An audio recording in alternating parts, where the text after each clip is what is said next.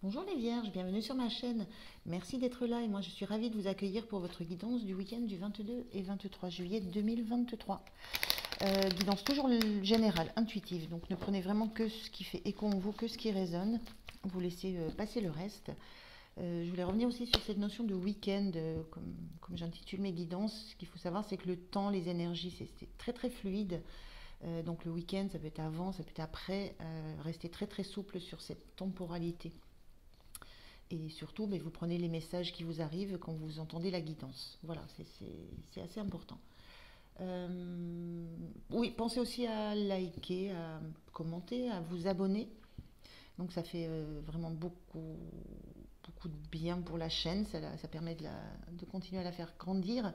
Et ça fait aussi énormément plaisir. Donc merci d'avance.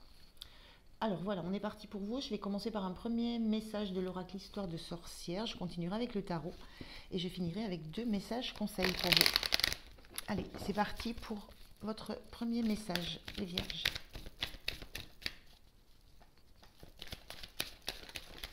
Et voilà. Alors, vous avez récolte de saison. Donc c'est une carte que j'ai déjà eue pour un autre signe, pour les béliers. Alors, si vous avez du bélier dans votre signe, pourquoi pas. Donc ça parle de moments de récolte et de récolte de saison. C'est-à-dire qu'on a ici une temporalité, c'est que les choses arrivent au moment où elles doivent arriver. Une notion de timing dans tout ça. Et la notion de récolter, c'est qu'on a déjà travaillé avant. On s'est occupé de la terre, on a planté, on a arrosé, on a attendu. Il y a une notion aussi d'avoir pris du temps à regarder les choses pousser, à se trouver à ne rien pouvoir faire d'autre que de regarder les choses évoluer, sans qu'on puisse y mettre sa patte, sans qu'on puisse y faire grand-chose. Par contre, là, on a cette notion de, de moment de récolte, c'est-à-dire que ce qui a été fait, ce qui a été engrangé, on peut maintenant commencer à envisager d'en profiter. Et il y a cette notion de prendre le temps, d'avoir attendu, euh, sans savoir ce que ça allait donner non plus. Il y a une notion de surprise. Quand on sème des graines, on ne sait pas si ça va pousser haut, si ça va pousser dru, si, on ne sait même pas forcément toujours ce qu'on va obtenir. Et il y a cette notion de surprise à avoir vu des choses éclore, d'avoir pris le temps de les regarder grandir et maintenant de pouvoir en profiter. Et on est dans un jardin, une notion de plante aussi, il y a une notion de se nourrir de ça. Euh, de, de pouvoir envisager maintenant d'être nourri par tout le travail qu'on a pu faire. On va regarder avec le tarot de quoi ça peut parler un peu plus précisément. Donc c'est plutôt une belle énergie. Alors, on y va. Je prends 3 cartes. Ben voilà, la première. Première, on a ce 5 de coupe inversé.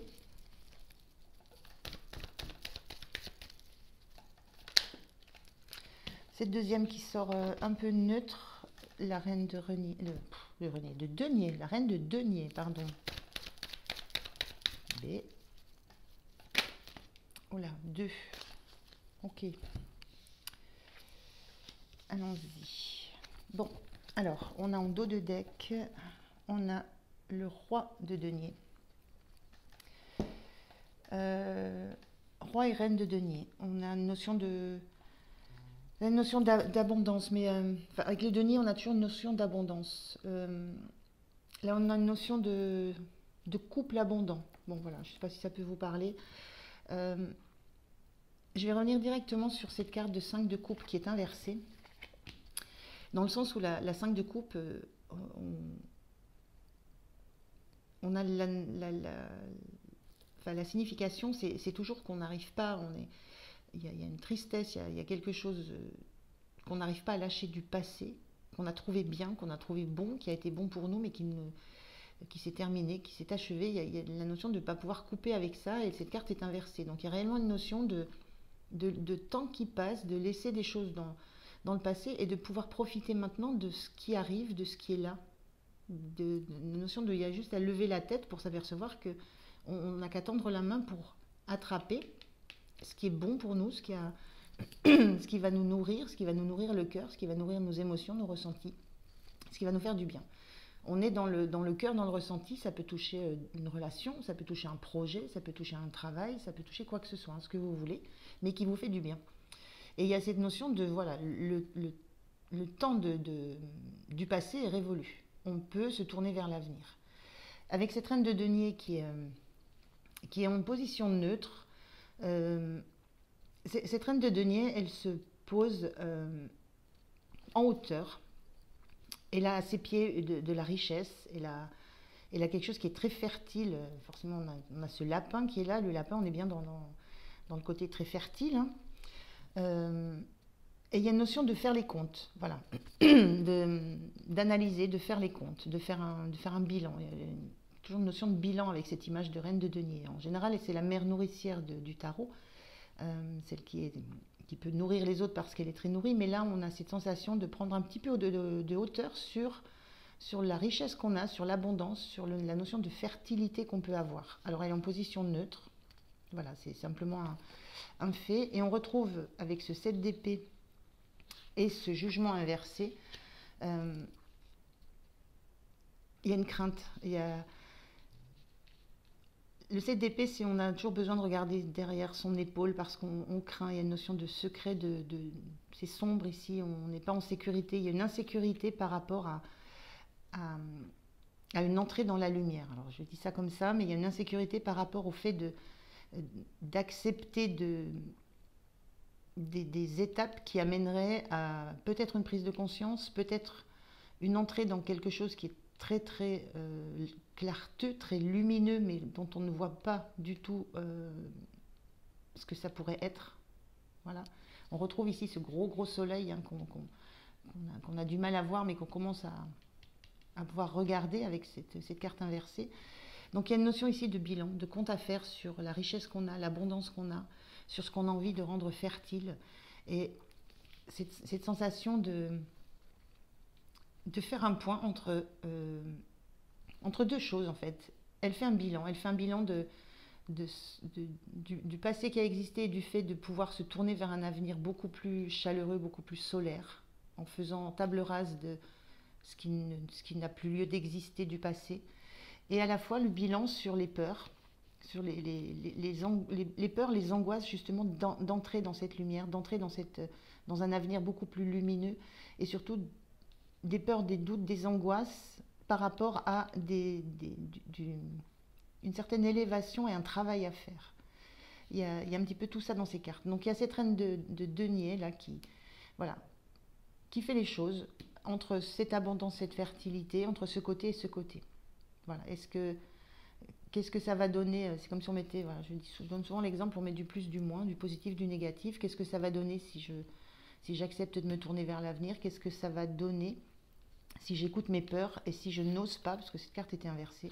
Qu'est-ce que ça va donner si j'écoute mes peurs, si je suis sans arrêt à me questionner sur ce qui va me tomber sur le dos, ce que je vais avoir comme retour de bâton, en osant affronter un avenir beaucoup plus lumineux. Voilà. Donc il y a ces deux positions qui sont en balance et qui sont en train d'être analysées assez lucidement, et puis avec une certaine hauteur, un certain recul. Et ce roi de denier, il montre bien un petit peu cet enfermement. Moi, je ressens un enfermement dans une carapace dans laquelle vous vous sentez en sécurité, à l'intérieur d'un environnement qui est plutôt glacial, plutôt froid, et besoin d'être réchauffé. Et c'est la notion qui me vient là, c'est jusqu'à quel point vous allez vous approcher du feu, du soleil, de la lumière. J'ai la notion de crainte de se brûler, voilà, de crainte d'être brûlé par ça, d'être dévoré, brûlé. Il y a cette notion, si le feu s'approche trop près, ce manteau de roi de denier, c'est comme un tronc d'arbre qui est ancré dans ce sol, et le feu est tout près. Est-ce qu'on s'approche, est-ce qu'on laisse le feu approcher pour trouver de l'abondance, ou alors est-ce qu'on garde sa distance et est-ce qu'on se carapate encore? Il y a une notion de fuite là. Donc la question, c'est par rapport à la récolte de saison, en fait, est-ce que j'ose récolter? Est-ce que j'ose me lancer dans la récolte? Est-ce que c'est le bon moment pour la récolte? C'est un petit peu ce questionnement-là. Alors, on va voir comment vous vous sentez.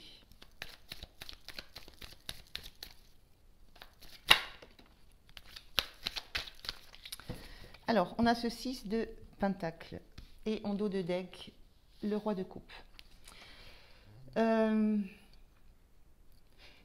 Vous avez envie d'équilibre, vous avez envie de recevoir autant que de donner. Il y a autant de plaisir à recevoir qu'à donner. Il y a cette sensation d'avoir besoin d'équilibrer des choses, d'équilibrer le travail que vous avez fourni avec la récolte qui arrive. Il y a une notion de presque un retour sur investissement. Et ce roi de coupe, c'est la sensation d'avoir absolument besoin de comprendre ce que vous ressentez, mais sans vous sentir envahi par une vague émotionnelle. C'est le fait de garder à distance quelque chose qui pourrait vous envahir, vous submerger. Voilà, c'est une reine là, mais a priori, voilà, la notion de roi de coupe. On est installé, on est bien protégé, et surtout on garde à distance tous ces flots, tout ce tumulte, tous ces remous émotionnels. Il y a besoin de faire clairement le point entre qu'est-ce que j'aime, qu'est-ce que je ressens, qu'est-ce que ça m'apporte. Alors je le dis, hein, relation, travail, projet, vous mettez ce que vous voulez derrière ce qui vous appelle, mais il y a ce besoin de regarder les choses en face, en laissant de côté toutes les perturbations émotionnelles que ça peut générer. Et il y a cet équilibre-là, il y a besoin de cet équilibre-là. Il y a besoin de se retrouver bien équilibré par rapport à ça. Alors, qu'est-ce qui va vous soutenir? Ben voilà.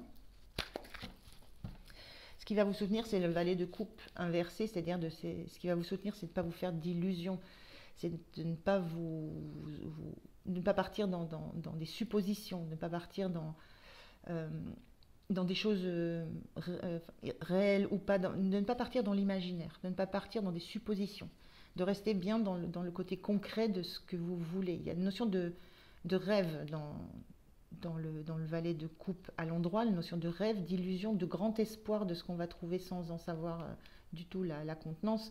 Mais elle est à l'envers, donc il y a vraiment cette notion de se raccrocher à des faits concrets et de ne pas partir dans des illusions et de ne pas non plus partir dans des peurs. C'est un petit peu la même chose.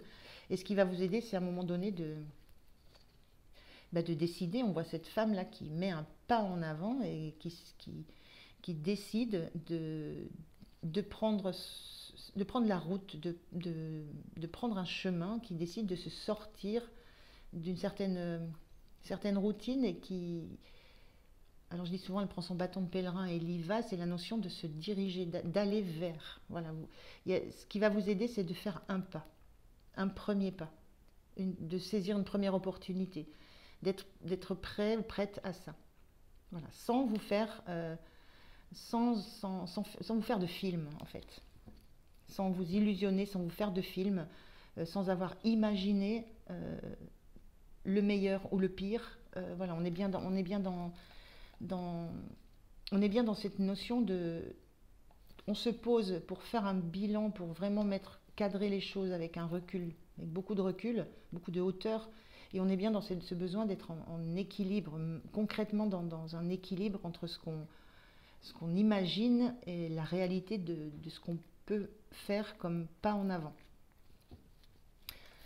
Alors, on va voir le point de vigilance pour vous.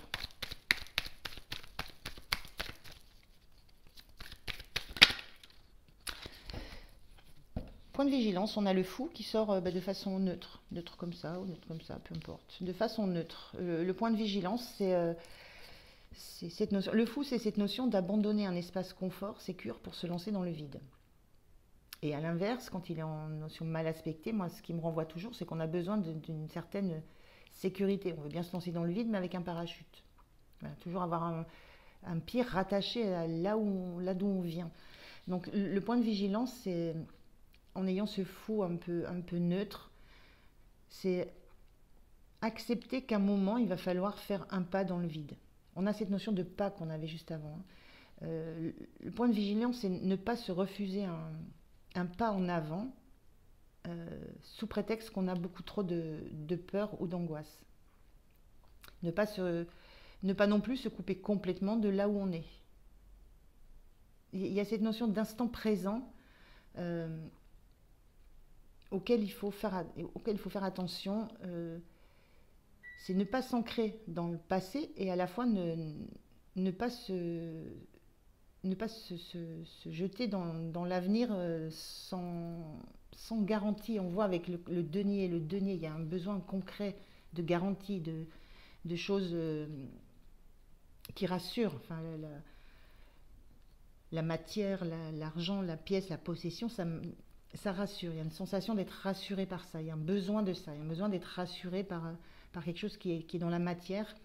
Et ce fou, le point de vigilance, c'est ne pas rester, ni dans le passé, ni à sauter dans l'avenir comme un fou. C'est-à-dire ne pas non plus ne pas rester juste sur le bord de la falaise en ne sachant pas quoi faire. Et à un moment donné, moi ça m'a dit qu'à un moment donné, il faudra prendre une direction. Rester dans ce que vous connaissez qui vous sécurise ou passer le cap. Et on a bien ce bilan qui est en train d'être fait, hein, c'est s'avancer vers l'avenir ou rester dans ce qui existe maintenant et dans lequel vous restez parce qu'il y a cette crainte de s'avancer vers quelque chose de beaucoup plus joli. Donc point de vigilance, c'est ça, c'est qu'à un moment donné, il va falloir bouger. Et on a le 2 de coupe dans le point de vigilance. Donc le 2 de coupe dans le point de vigilance, il est inversé. Alors le 2 de coupe, c'est une notion de relation, de rencontre. Ça peut aussi parler de contrat, ça peut parler de partenariat, ça peut parler de dualité. Ce 2 de coupe, il est inversé. Et le point de vigilance ici, c'est ne pas se couper d'une éventuelle relation. Alors on voit bien il y a quelque chose avec l'ordre de l'émotionnel du cœur. On avait ce roi de coupe là qui posait bien ses pieds pour pas laisser monter les émotions. Il y a la notion de ne pas se couper d'une relation. On l'a inversé à un point de vigilance. Ne pas se couper d'un partenariat, d'un contrat. Voilà. Il y a la notion de ne pas couper. Alors on est plus dans le relationnel avec la coupe, mais dans ce qui nous tient vraiment à cœur, de ne pas se couper d'une relation. Et d'un moment donné, de ne pas rester sur la brèche. À un moment, on est sur la brèche, qu'est-ce qu'on fait? Voilà, il y a cette notion-là de relation, partenariat, contrat, rencontre. Tout est lié à ça. Cette carte-là, elle attire parce que c'est quasiment la seule carte très sombre du jeu. Là, c'est très fort là dans votre jeu, cette énergie là d'avoir toujours des craintes de ce qui va vous arriver, de ce qui va vous tomber sur le dos, de ce que vous allez subir, de ce que vous allez... Et il y a beaucoup de doutes. On voit les énergies sur la fin du week-end. Oh là là, 4, c'est trop.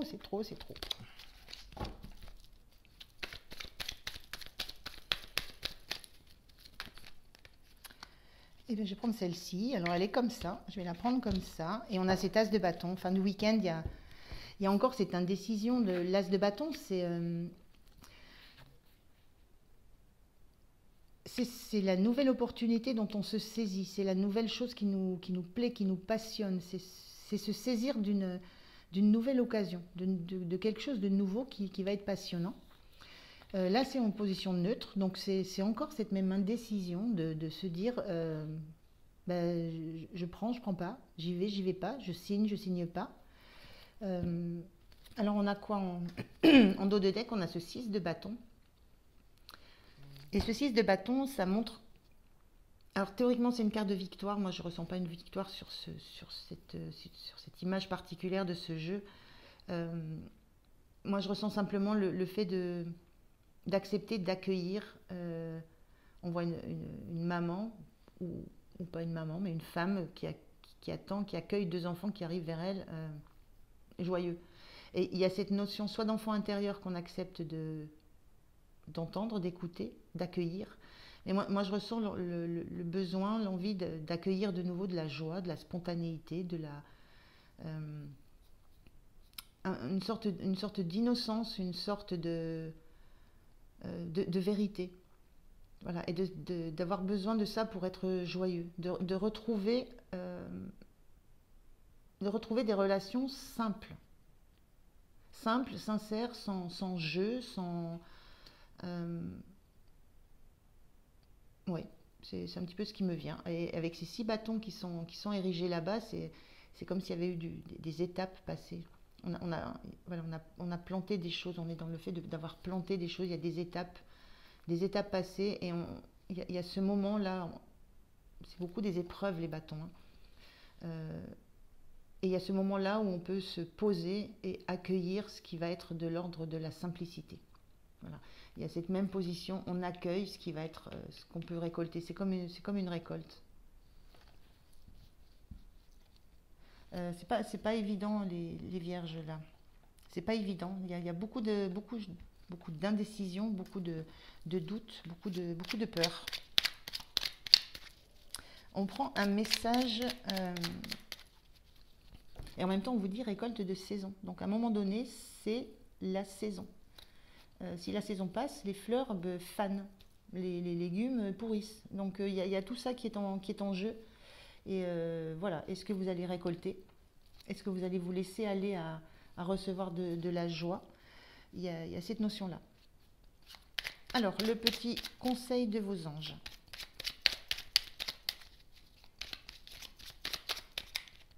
Eh ben, ne pas me lâcher. Et en plus, je crois qu'il y en a 2. Alors, on y va. Bonté. Un geste tendre rallume le pouvoir de l'amour. Rappelle-toi d'être bon envers toi-même. Il y a de ça, vous avez besoin de vous accorder de la valeur, vous avez besoin de vous accorder de la joie, du naturel, de la simplicité, du retour à la nature. Vous avez besoin de... il y a cette notion de valeur qu'on échange, hein. Il y a vraiment la notion de valeur. Rappelle-toi d'être bon envers toi-même, c'est aussi de reconnaître la valeur que vous pouvez avoir. Cadeau précieux. L'amitié, la famille et l'amour sont de précieux cadeaux. Ne perds pas de vue ce qui est essentiel. Voilà, deuxième conseil. Alors, ce qui vous est essentiel, on sent bien que c'est dans ce bilan où ça se fait, hein. Qu'est-ce qui compte le plus? Qu'est-ce qui va être le plus fertile? Qu'est-ce qui va être le plus abondant? Qu'est-ce qui compte le plus pour vous? Il y a des choses sur lesquelles vous faites... Vous prenez le temps de prendre des notes et d'analyser. Alors, deuxième petit conseil, enfin petit, non. Deuxième conseil, tout simplement, des portes de l'intuition.